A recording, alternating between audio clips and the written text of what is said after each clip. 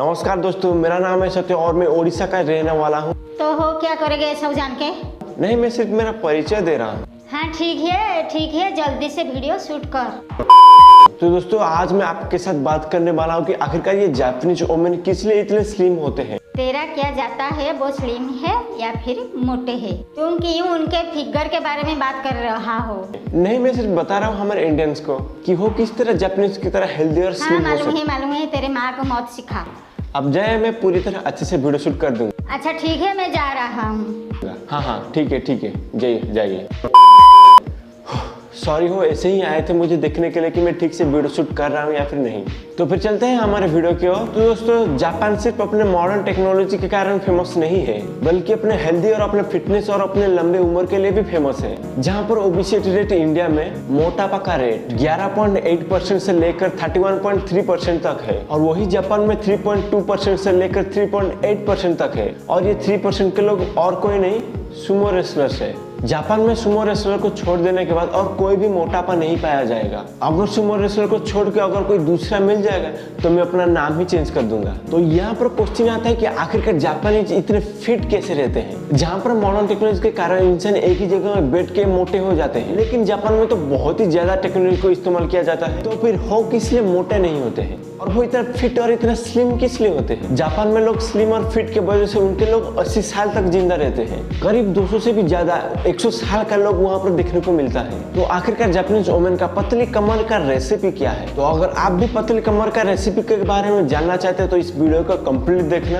क्योंकि आज मैं इस वीडियो में बात करने वाला हूँ कि why Japanese is so slim. लेकिन उससे पहले अगर तुम मेरे चैनल में पहली बार विजिट कर रहे हो तो चैनल को नीचे सब्सक्राइब कर देना विद बेल आइकन को प्रेस के साथ। तो बिना टाइम को वेस्ट किए लेट्स स्टार्ट दिस वीडियो। तो दोस्तों, ग्रीक माइथोलॉजी में एक कहावत है, arts are made in kitchen. अगर आप सोच रहे हो कि जापानीज अपने आप को फिट रखने के लिए ज्यादा ही एक्सरसाइज करते हैं तो आप गलत सोच रहे हो। जापानीज अपने फिटनेस का राज अपने किचन में ही रखे हैं। वो ज्यादातर अपने घर का खाना को ही खाते हैं। और जापान में बहुत सारा फास्ट फूड दुकान भी है, जैसे कि मैकडोनल्ड्स, पिज्जा हट और बर्गर किंग। इस टाइप का फास्ट फूड का दुकान भी जापान में देखने को मिलता है। लेकिन जापानीज वहाँ पर बहुत ही कम जाते हैं, करीब एक ही महीने में एक ही बार जाते हैं। तो अगर आपको भी गौर किए होंगे तो जापानीज के प्लेटों में बहुत ज्यादा खाना होता है। वो एक साथ 2 या 3 डिशेस नहीं खाते, वो लगभग 7 या 8 डिशेस खाते हैं। तो इतना सारा खाना खाने के बाद वो मोटे किस लिए नहीं होते? तो दोस्तों, इसका रीजन है उनका प्लेट। जापानीज जो अपने खाने में प्लेट को इस्तेमाल करते हैं, वो प्लेट दिखने के लिए बहुत ही छोटा होता है। और जापानीज अपने खाने में चॉपस्टिक को ज्यादा ही इस्तेमाल करते हैं। वो इसलिए क्योंकि चॉपस्टिक में कम ही खाना अपने मुंह में जा सकता है,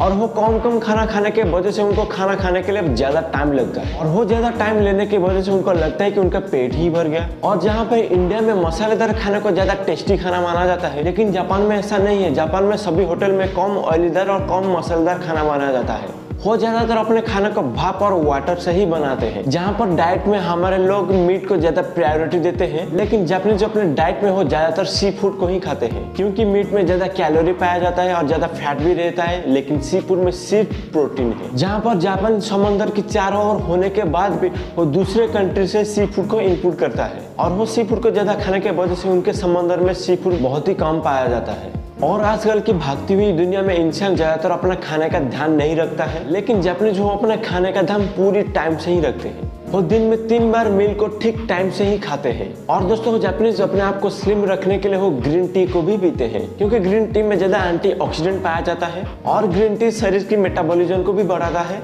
और ये ह्यूमन स्किन का भी पूरी तरह ध्यान रखता है। इसलिए जापान की सभी औरतें हॉट एंड सेक्सी दिखाई देते हैं। और जापानीज के लोग सुबह और शाम को ग्रीन टी ही पीना पसंद करते हैं। उनके सामने आप दुनिया का जितना भी अच्छा मिल्क शेक रख दो, वो ग्रीन टी ही पीना पसंद करेंगे।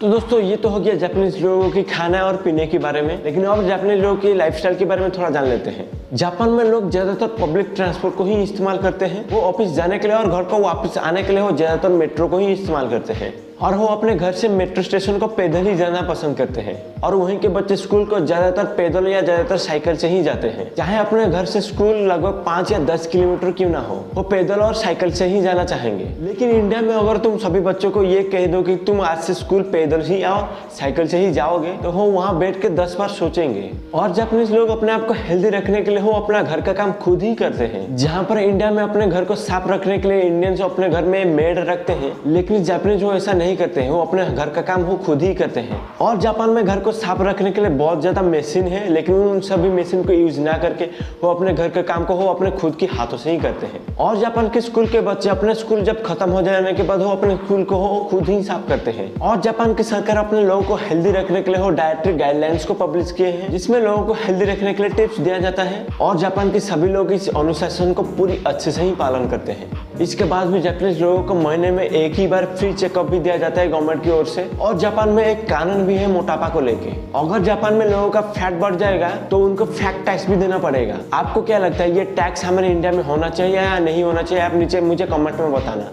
और जापान के सभी बच्चों को न्यूट्रिशन का क्लास भी दिया जाता है ताकि वो खुद को हेल्दी कैसे रख सके। और जापान के सभी लोग जूडो, कराटे और कंफू ये सब प्रैक्टिस करते हैं खुद को फिट रखने के लिए। और जापान की सरकार एक रेडियो में एक शो हर सुबह पब्लिश करता है, जिसमें लोग कैसे हेल्दी रह सकते हैं उसके बारे में ट्रेनिंग दिया जाता है। और आप यकीन भी नहीं करेंगे उस शो को हर जापानीज अटेंड करता है। लेकिन अगर ऐसा हमारे इंडियन में कर देंगे तो इंडियंस क्या करेंगे? कमेंट में बताना। तो ये सभी काम इंडियंस ना करने के वजह से यहाँ के लोग 20-25 साल के बाद वो अपने कमर दर्द का शिकायत करते हैं। और इंडिया में हार्ट का प्रॉब्लम तो आम ही हो गया है। लेकिन दोस्तों ऐसा कब तक चलेगा? हम अपने आने वाले बच्चों से क्या कहेंगे? हमें जापानीज से कुछ सीखना चाहिए। हमें भी हेल्दी रहने का पूरा अधिकार है। हमारे देश के लोगों को हेल्दी रहने के लिए हमको क्या क्या करना चाहिए, मैंने आज इस वीडियो के माध्यम से सब कुछ बता दिया। बस इस वीडियो को अपने घर वालों के पास और अपने दोस्तों के पास शेयर कर दीजिए, उन्हें भी मालूम पड़े कि ये मोटापा आखिरकार कितना खतरनाक है। और ये वीडियो आपको कैसा लगा प्लीज मुझे नीचे कमेंट में अपना फीडबैक बताना। तो आज के लिए इतने, हम फिर मिलेंगे नेक्स्ट एक वीडियो में। तो तब के लिए keep learning, keep growing and save water.